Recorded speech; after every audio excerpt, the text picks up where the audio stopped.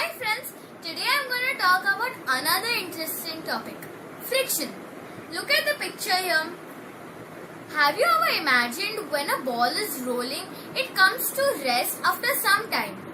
This is because the frictional force opposes the motion. Thus, friction is the force that opposes motion or tries to stop movement of one surface over another. Now, I'll tell you a few characteristics of friction. Rub your palms and now feel it. You feel the heat generated in the palms. Thus, friction causes heat. You must have seen the sole of your shoe. It has got a little rough and damaged. This is because friction causes wear and tear. I shall explain to you the three factors that affect friction. First factor, friction depends upon the nature of surface in contact. Rougher the surface, more will be the friction. Second point, friction depends upon the weight of the object.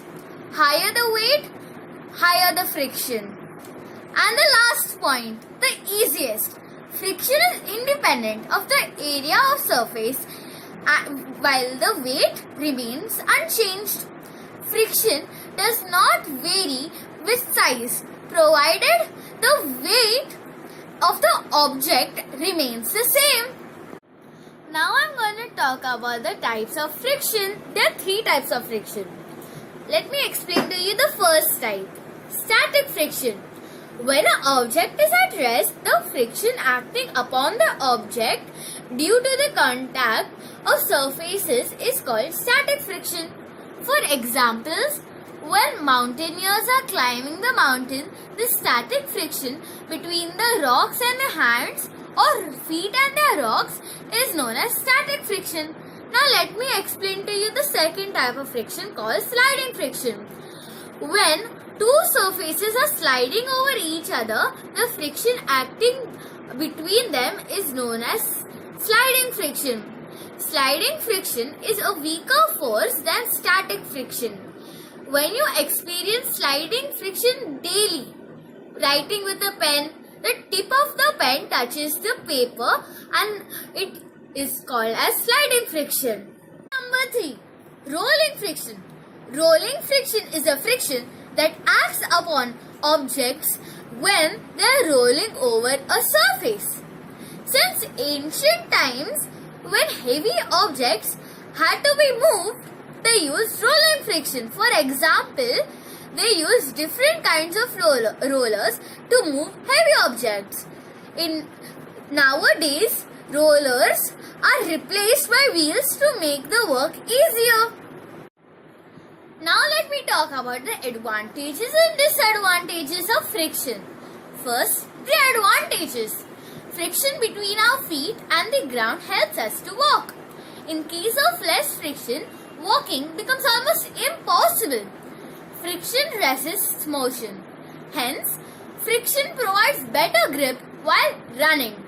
If there will be no friction, we will never be able to stop and will slip and fall.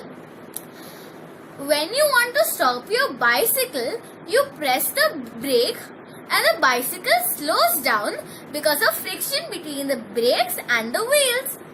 Friction provides heat. This helps to light a matchstick. Friction produces music. The friction between the bow and the violin strings help to produce music. Now let me talk about the disadvantages of friction. More efforts are required while rowing a boat because the friction offered by the water slows down the boat. Friction during the movement of various parts of a machine produces heat, hence reduces its efficiency. Friction causes wear and tear of tires in vehicles. Machines get heated due to friction. Due to this heat, they get damaged. Now let me talk about the methods of reducing friction. Powder can be sprinkled on a surface to make it smooth. We apply boric powder on a carom board to reduce friction. Lubrication is a simply use of a material to improve the smoothness of a surface. Oil, soap solution, compressed gas, and graphite are good lubricants. Friction in machines is using ball bearings, as it changes the nature of motion from sliding to rolling.